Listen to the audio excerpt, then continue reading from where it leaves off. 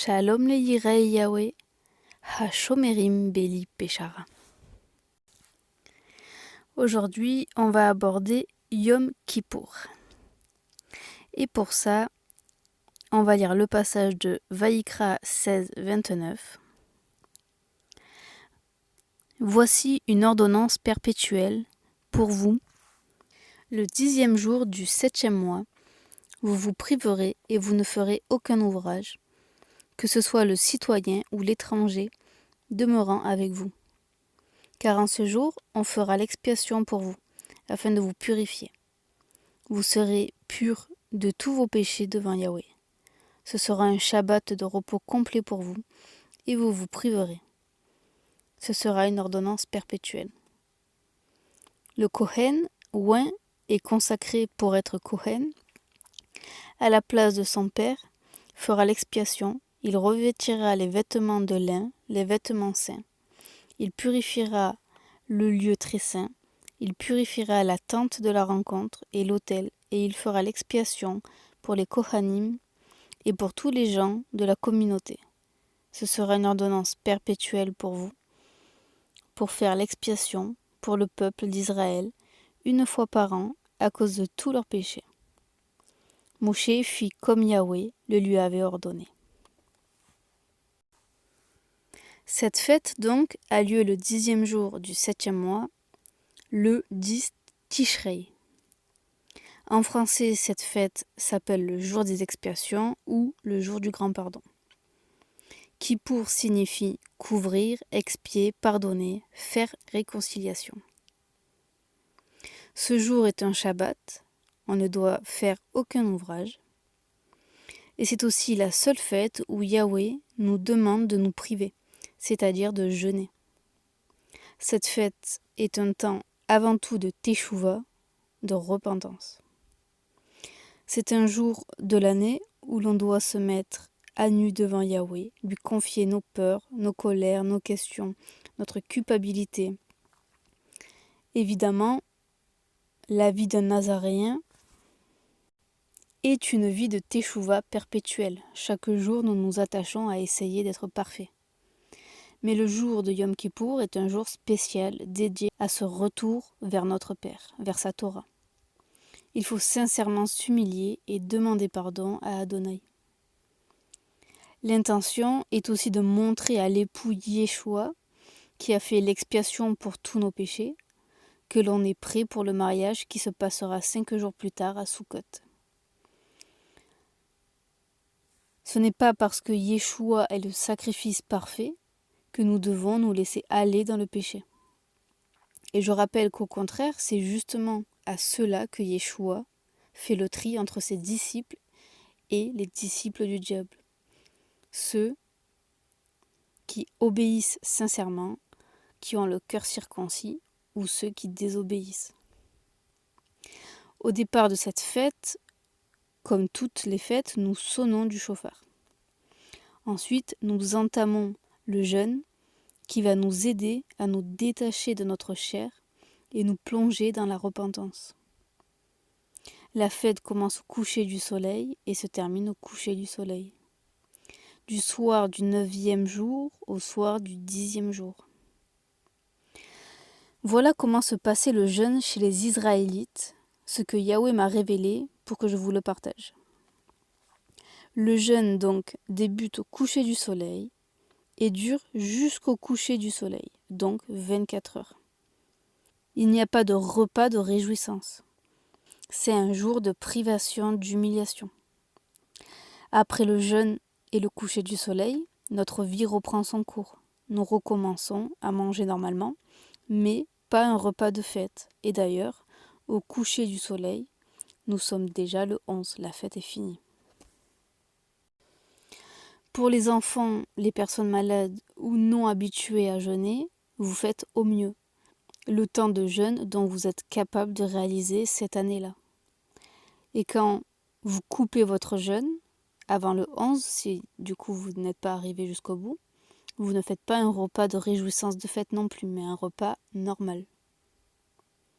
Ce jour, le 10 Tishrei, est le jour où Yahweh a pardonné au peuple l'idolâtrie du veau d'or, et Moshe, qui avait cassé les tablettes de loi de colère, en a reçu des nouvelles. On trouve cela dans Talmud traité Taharit 30b, et c'est aussi Yahweh qui me l'a confirmé. Vayikra 23-26, Yahweh dit à Moshe, le 10e jour du 7e mois, ce sera Yom Kippour. Vous aurez une sainte convocation, vous vous priverez et vous apporterez à Yahweh une offrande faite par le feu. Vous ne ferez aucun ouvrage en ce jour, car c'est Yom Kippour, pour faire l'expiation pour vous devant Yahweh votre Elohim. Quiconque ne se privera pas en ce jour sera retranché de son peuple. Et j'exterminerai du milieu de son peuple quiconque fera un quelconque ouvrage en ce jour. Vous ne ferez aucun ouvrage, ce sera une ordonnance perpétuelle de génération en génération, où que vous habitiez. Ce sera pour vous un Shabbat de repos complet, et vous vous priverez. Le jour de votre Shabbat, vous vous reposerez du soir du 9e jour du mois jusqu'au soir suivant. Bemidbar 29-7, le 10e jour du 7e mois, vous aurez une sainte convocation. Vous vous priverez et vous ne ferez aucun ouvrage. Mais vous présenterez un holocauste à Yahweh pour produire une bonne odeur, un jeune taureau, un bélier et 7 agneaux mâles dans leur première année. Ils seront sans défaut pour vous, avec leur offrande de grains, de la farine fine mélangée à de l'huile d'olive, 6 kg pour le taureau, 4 kg pour le bélier et 2 kg pour chacun des 7 agneaux, ainsi qu'un bouc en sacrifice pour le péché, en plus du sacrifice pour l'expiation du péché et l'holocauste régulier et de son offrande de grains et de leurs libations respectives. Kippour en hébreu, ça s'écrit comme ça, Kaf, P, Waw, Resh. Et la signification des lettres de Kippour nous donne ceci. La parole P du dirigeant Resh s'est faite chair, a été clouée Waw. Par les mains, Kaf pour Kippour, pour expier nos fautes. Kippour, c'est aussi un gematria de 100 plus 6 plus 80 plus 20, 306.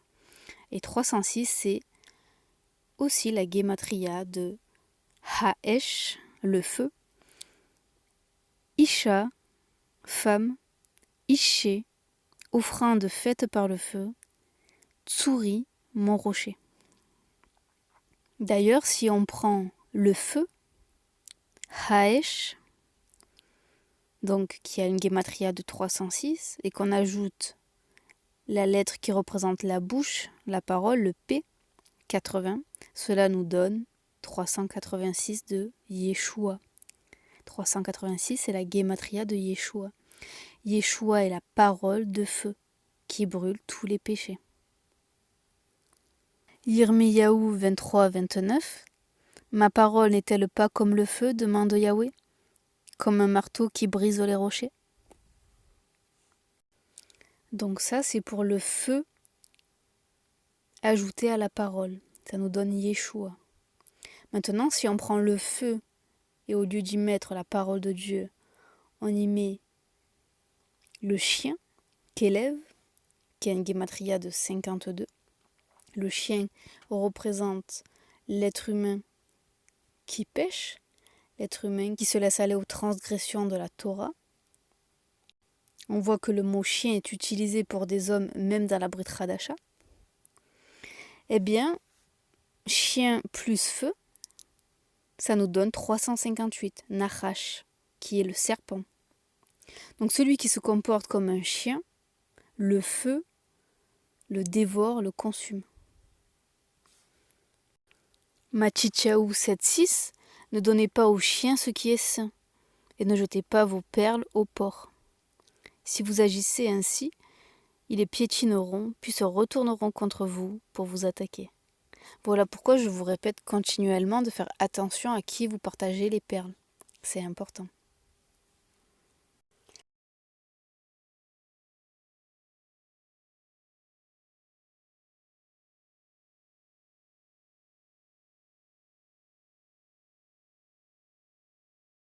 Donc finalement, Kippour et sa Gematria nous rappellent que notre rocher Yeshua, la parole de feu, est venue d'une femme comme une offrande pour nos vies.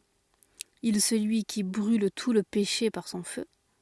À l'inverse, ceux qui ne se purifieront pas par le feu de Yeshua, du Ruach Kodesh, qui ne feront pas Teshuva, qui se comportent comme des chiens, ceux-là sont fils du serpent, du Narash.